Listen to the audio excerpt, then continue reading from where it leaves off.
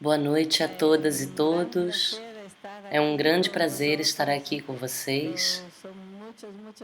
São muitos e muitos anos que eu desejo chegar a esta cidade, local de tanto sofrimento, de tanta luta. E é uma grande honra para mim estar aqui com a Carolina e com a Vilma. E quero primeiramente agradecer o boas-vindas tão caloroso. Isto é uma visão. Aqui há um movimento. Aqui verdadeiramente há um movimento. Quero agradecer também o Instituto Equity, a universidade, que organizaram este evento. Eu estou particularmente feliz de estar aqui para falar da temática da caça às bruxas e da acusação de bruxarias e, sobretudo, como a caça às bruxas serviu ao colonialismo, à conquista, à escravização aqui na América Latina. A caça às bruxas é uma perseguição que eu creio tem poucos precedentes na história, porque é uma perseguição em que se acusaram mulheres de cometer os crimes mais feios que podem ser imaginados. Acusaram-nas de serem inimigas de Deus, inimigas da humanidade, inimigas de seus vizinhos. As acusaram de colaborar com o demônio. E, além disso, é uma perseguição que foi praticamente cancelada da história. Apesar de ter se desenvolvido num momento muito particular da história, no qual se começava a conquista da dita América Latina e também a expulsão de milhares e milhares de camponeses e camponesas na Europa de terras ancestrais. Essa perseguição não foi o fruto de uma euforia coletiva ou somente da necessidade da igreja, mas que foi um episódio fundamental na construção da sociedade capitalista moderna. E hoje eu penso que é particularmente importante recuperar essa história por várias razões.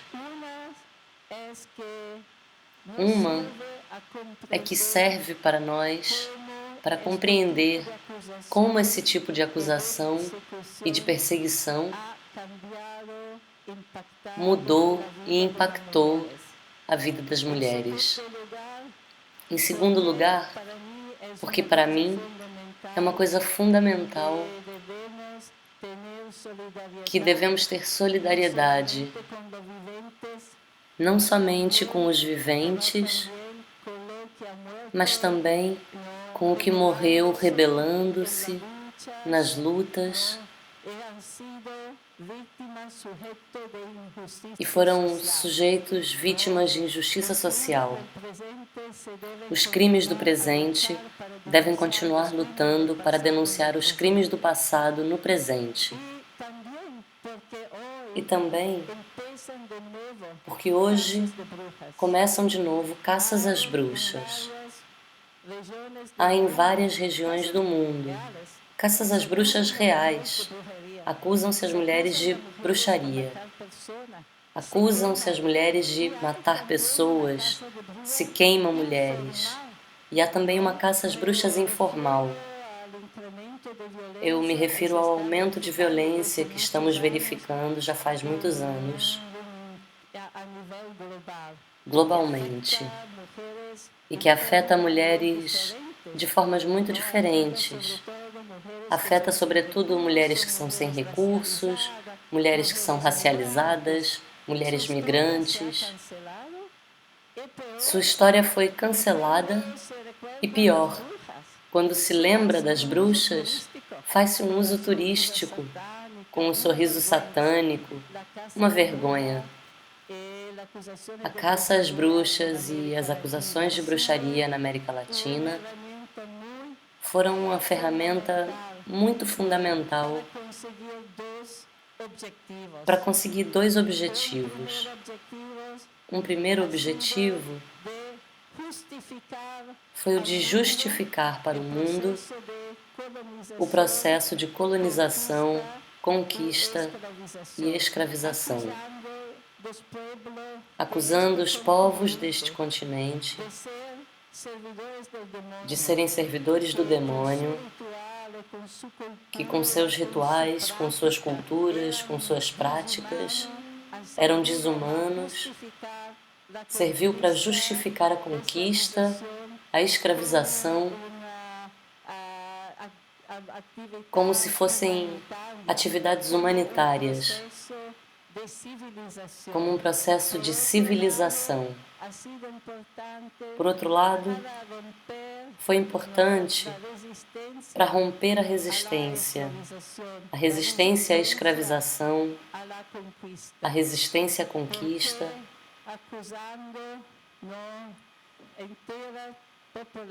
porque acusando populações inteiras de serem, como se dizia, servidores do demônio,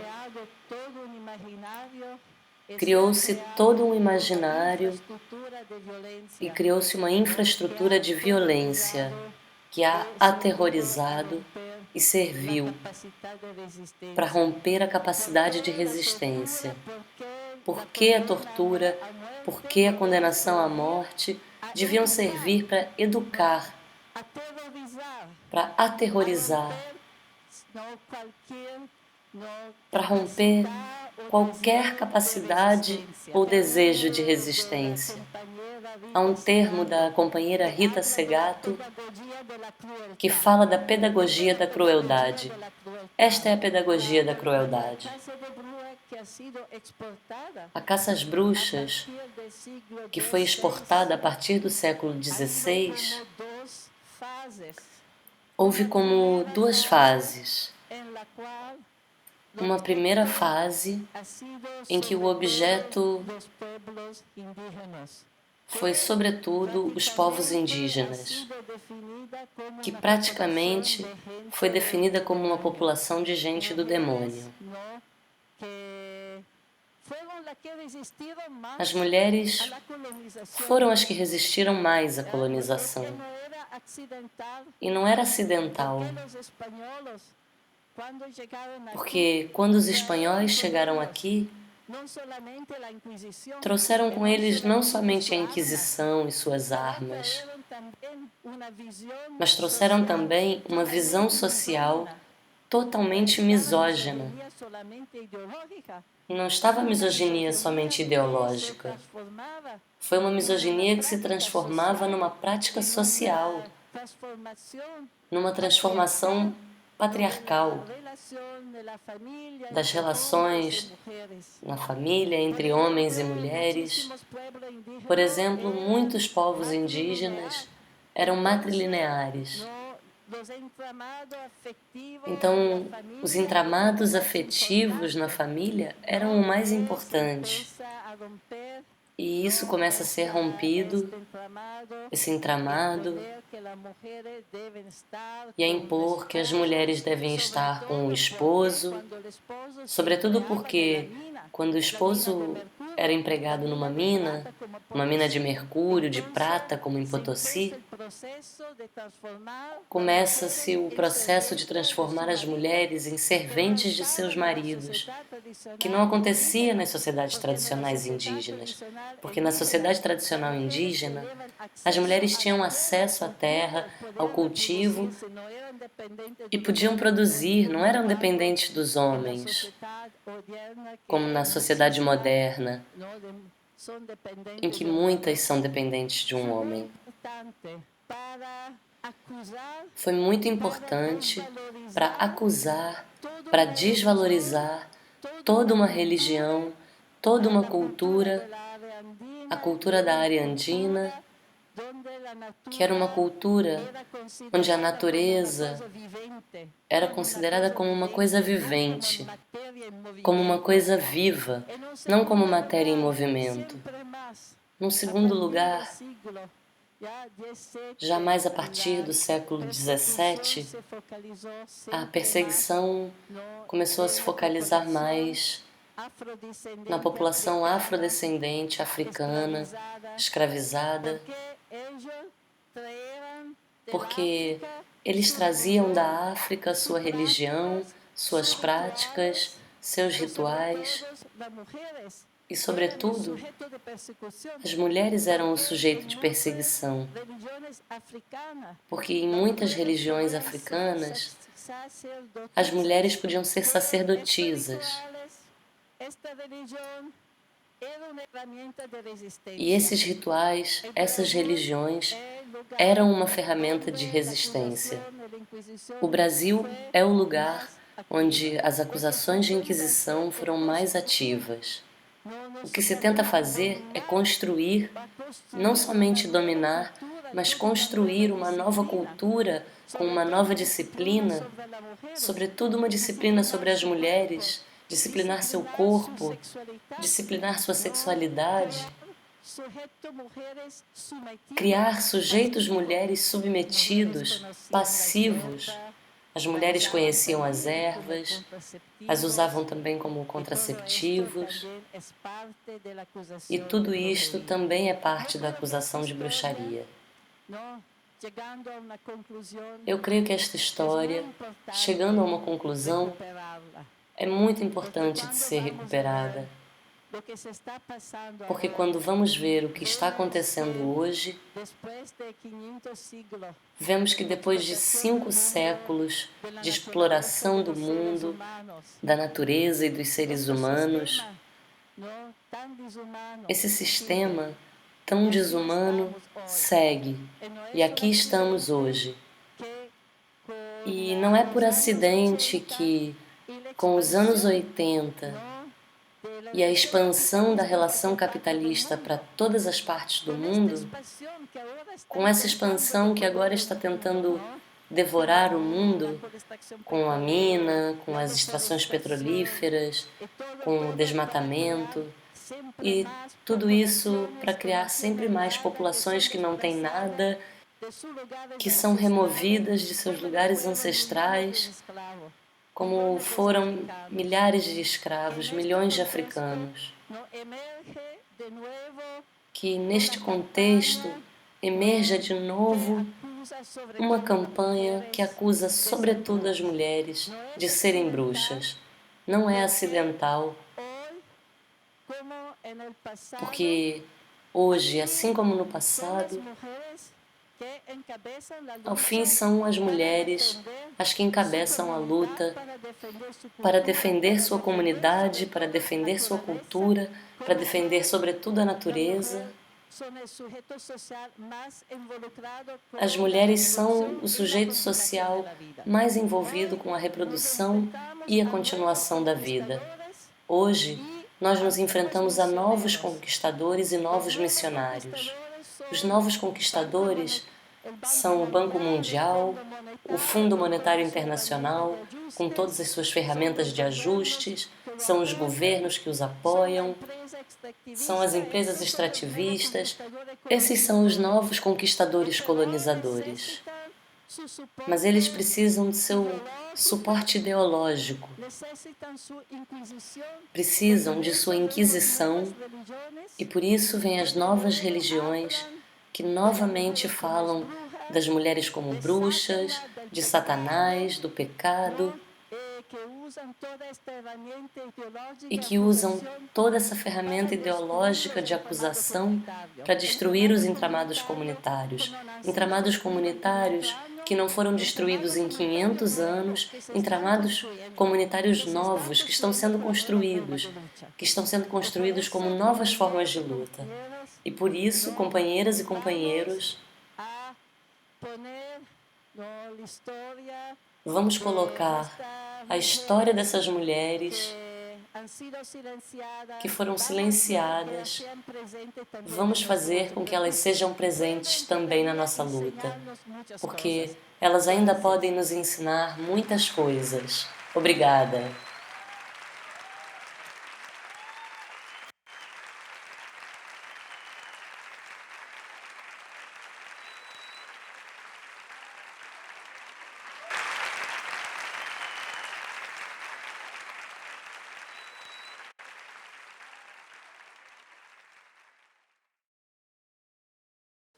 Salve, salve! Boa noite, Bahia!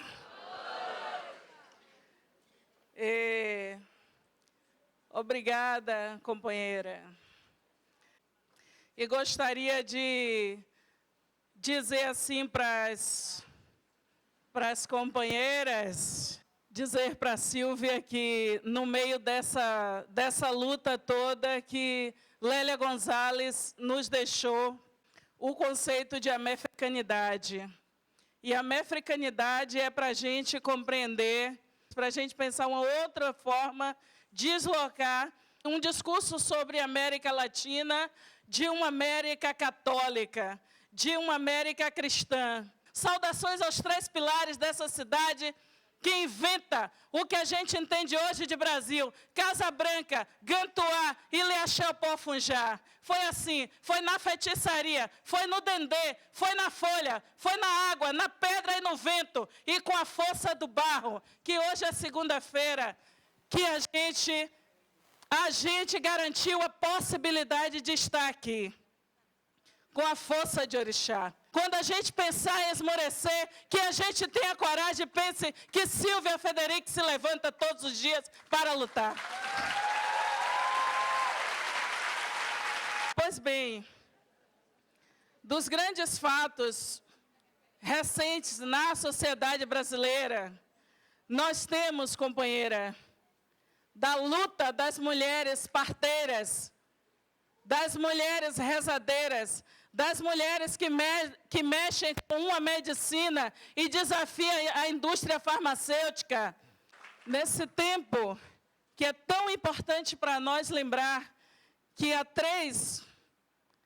4 anos atrás, nós ocupamos Brasília com a Marcha de Mulheres Negras, né, Carol? Nós, e recentemente, as nossas parentes, nossas irmãs indígenas, ocuparam novamente Brasília contra a barbárie colonial. E viva as marchas.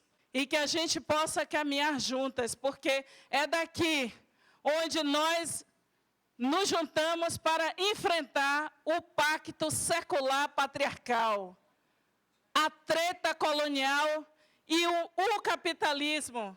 Tânia Palma nos fala de pedagogia da desobediência. E mais do que nunca, nós precisamos fazer essa pedagogia da desobediência, porque assim a gente não fica na mão da indústria farmacêutica, num país que tem tanto jardineiro fiel. Nós sabemos qual é o horror de um país que quer nos impor por decreto não falar mais em violência obstétrica. Esse país que quer nos impor o poder médico. E é graças à desobediência secular de mulheres negras, de mulheres indígenas. E nós, na aliança com as mulheres brancas que se levantam e dizem: eu sou branca, eu estou aqui, tenho os privilégios seculares da branquitude e o espólio da colonização, mas me levanto e quero caminhar com vocês. É desse feminismo, é dessa aliança que a gente está falando. É dessa aliança. Por que é tão importante o nosso encontro aqui, neste momento? Ele é importante porque nós temos tarefas políticas. Os dados que nós temos da violência brutal contra nós mulheres tem a ver com o jogo perverso do capitalismo. Tem a ver com este jogo neoliberal que não tem como se aguentar, a não ser impondo a humilhação às mulheres, impondo o controle aos corpos e à nossa existência. A gente vive numa situação de colonização em carne viva. Que a gente possa aqui também pensar que nova estética nós queremos. principalmente dentro da estética política. Nós sabemos que durante muito tempo, ao se pensar em direitos humanos, nós mulheres não estávamos na pauta. Em Salvador, até 1978, bater candomblé e reverenciar os orixás era crime contra os costumes. Você não enfrenta a violência cultural apenas com os decretos.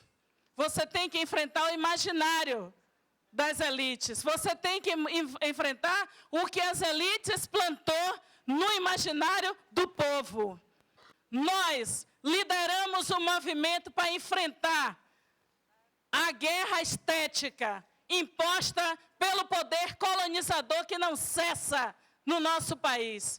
Antônio Godin, antropólogo da nossa terra, nos disse que o esforço desse país, de forma ininterrupta, é desafricanizar a Bahia, particularmente Salvador e todo o Brasil. Não é possível desafricanizar a Bahia, porque Bahia é África. Né? Não é possível. Quem pensa que a gente perdeu, do ponto de vista das narrativas, basta olhar à beira do mar, na virada do ano. As pessoas se vestem de branco e elas lembram, pelo nome das sagradas senhoras que resistiram no terreiro do Gantuá. Elas chamam por Oxum.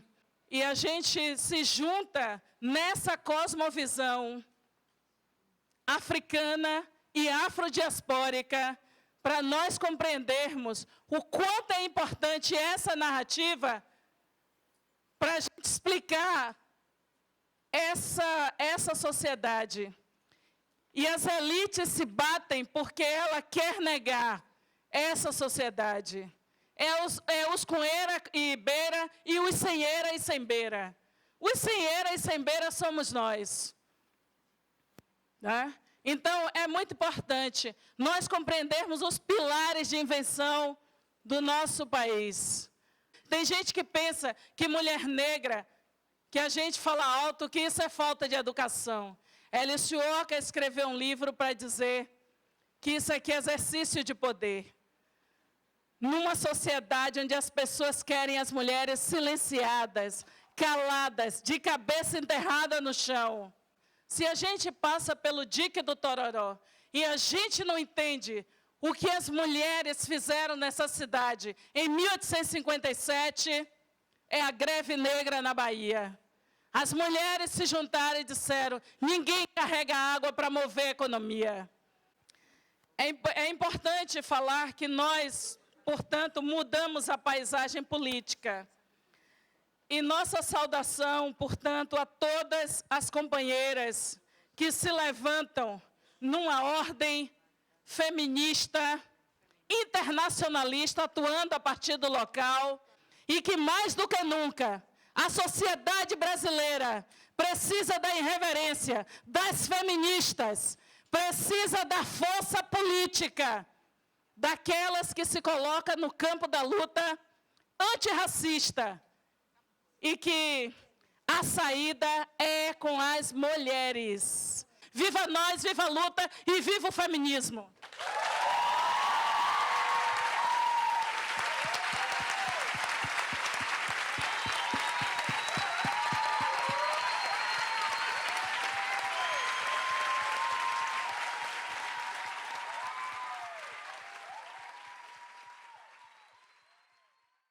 Boa noite.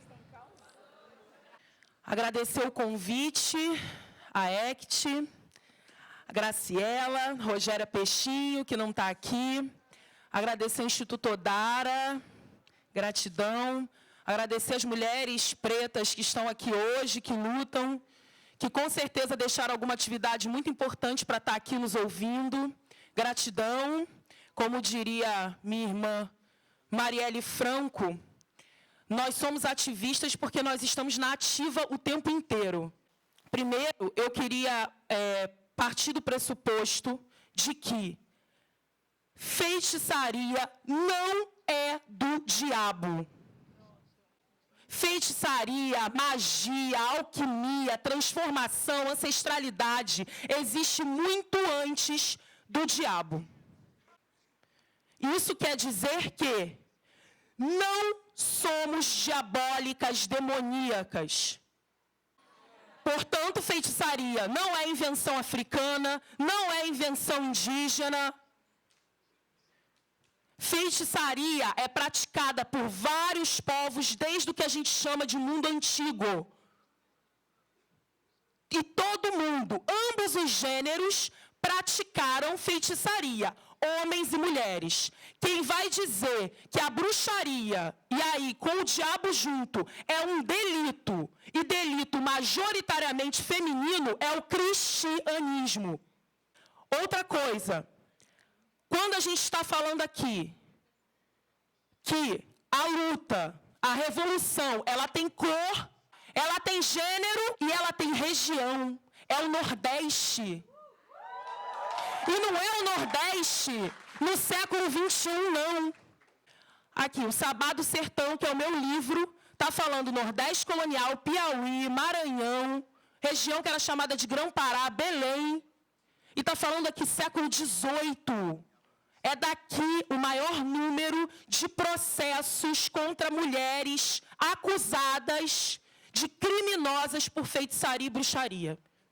Não é só o Nordeste do Lula que vai nos salvar. O Nordeste nos salva desde sempre. E enquanto a gente não fizer uma luta política que partir do Nordeste desse país e do Norte, a gente não tem uma efetiva mudança política. Isso é histórico. Histórico. Ah, Carolina, mas por que você está dizendo isso e eles não dizem isso, dizem ao contrário, se o Brasil está partindo e parte, inclusive as nossas organizações feministas e de esquerda do Sudeste, para os fomentos, para as viagens, para os congressos, não é isso? Por quê?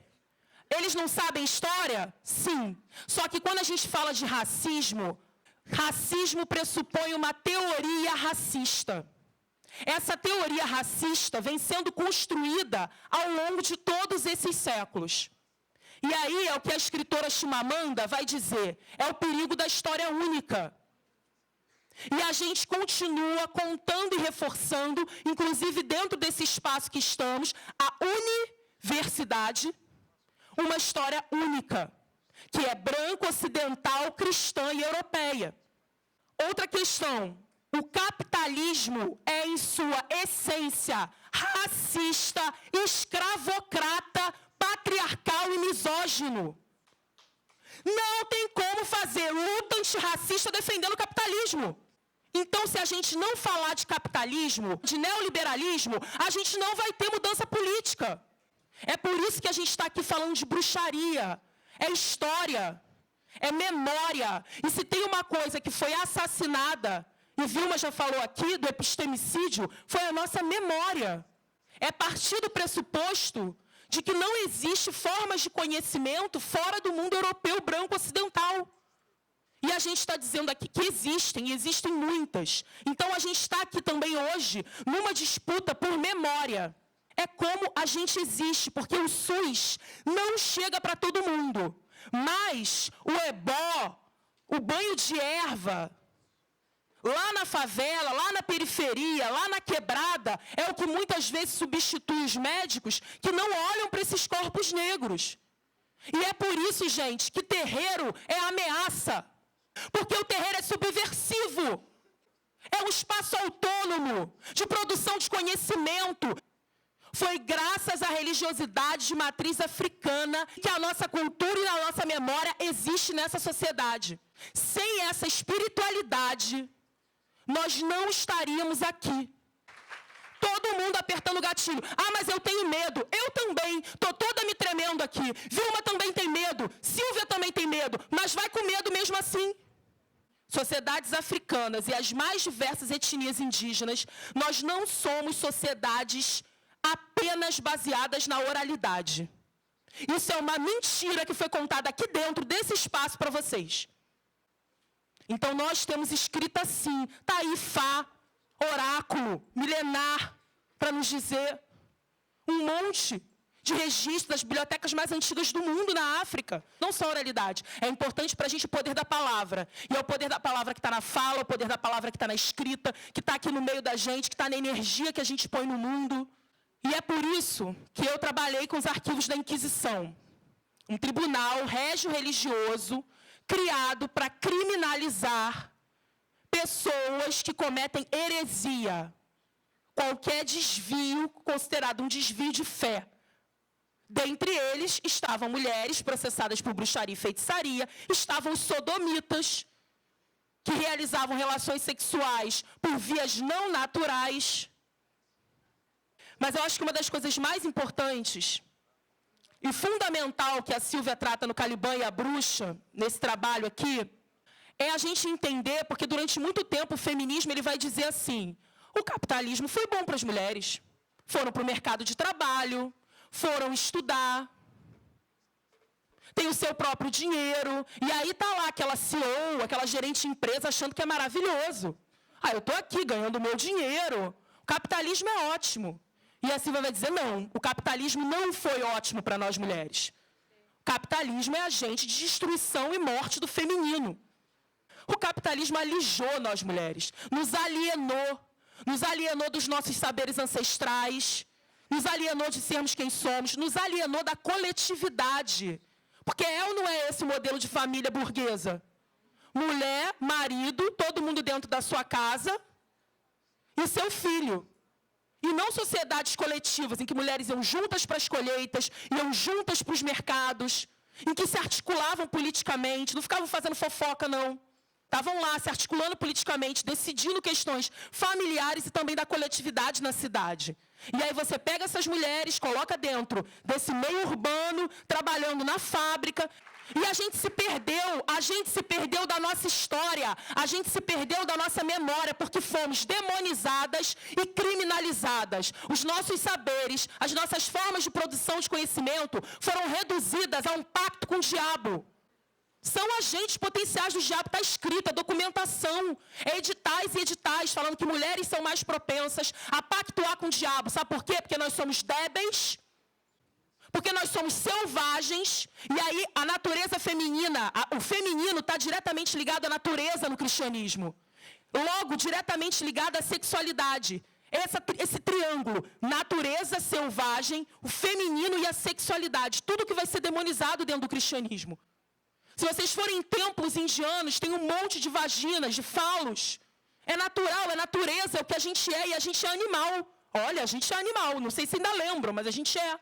O ego cultural europeu, ele se coloca no lugar do sujeito, e todo o resto é o objeto. Então, eu sou o sujeito puro, maravilhoso, perfeito, e o outro é o bárbaro, o selvagem, o objeto, o diabólico, o demoníaco. Uma sociedade pobre, binária, dividida entre tudo são pares, dicotômicos, bem, mal, Deus, diabo, homem, mulher. Não prevê uma complexidade completamente diferente dos nossos saberes. Qual é o perigo? Qual é a enrascada? É aprender o deles e esquecer dos nossos. É aprender o deles e demonizar os nossos, e criminalizar os nossos, e dizer que o que a sua avó, que a sua mãe sabe, ou que a tia Lurdinha da rua, é bobagem, é crendice. É feitiço, depende de onde você olha. Quem confere poder é quem domina. Quem está conferindo, quem está dando as normas é quem tem o poder. Isso é feitiço. E magia e feitiçaria foi usado no Brasil como termômetro de tensão social, como alívio da miséria, como alívio da escravização, como alívio da pobreza, como medicina, como cura. Mulheres negras, africanas e mulheres indígenas estão juntas em rituais que não eram individuais, não, coletivos. E a dimensão da coletividade é que torna a coisa subversiva. Era o que mais apavorava esses homens. Mulheres brancas, cristãs velhas. O que é cristã velha? Não judia. Essas mulheres que chegavam na Inquisição, se denunciando, se apresentando à Inquisição para serem presas, dizendo que praticavam rituais. Ninguém chegava dizendo que fez pacto com o demônio, não, tá, gente? O pacto com o demônio ele aparecia depois de umas sem folhas de processo. Nada diferente com a criminalização dos nossos jovens negros que enchem as prisões e os presídios no Brasil. Porque você chega com 5 gramas de maconha e depois você vira um narcotraficante. E aí chegavam dizendo que, fiz rituais mágicos. Aí ia ser presa. Depois de folhas e folhas de processo, ia descobrir, e estava lá, o inquisitor dizendo que aquela mulher, na verdade, ela fez aquilo para fugir dos maus tratos do marido. E para os cárceres da Inquisição e para a tortura da Inquisição parecia algo melhor ou mais suave do que continuar dentro de casa apanhando dos maridos também. Lógico, né, que não ia fazer nenhum tipo de denúncia que garantisse uma fogueira, mas que pelo menos tirasse daquele momento, daquela região. Outra questão, gente, da mesma forma que as nossas penitenciárias estão lotadas de mulheres e homens negros que são as nossas lideranças políticas. São as nossas lideranças. Já pensaram sobre esse ponto de vista? Que muitas vezes era dono de uma boca, de uma biqueira, dentro de uma favela, de uma periferia. São as nossas lideranças também. Porque qual o poder que esses caras têm de arregimentar um território imenso, mas que a gente criminaliza e bota só o seu potencial para o mal? Droga é um tabu, uma coisa horrível, e a gente diz, não, vai lá, encarcera. Eles estão lá encarcerados porque é preciso institucionalizar e paralisar esses corpos. Então, do mesmo jeito que as nossas mulheres, lideranças de saber, estão lá.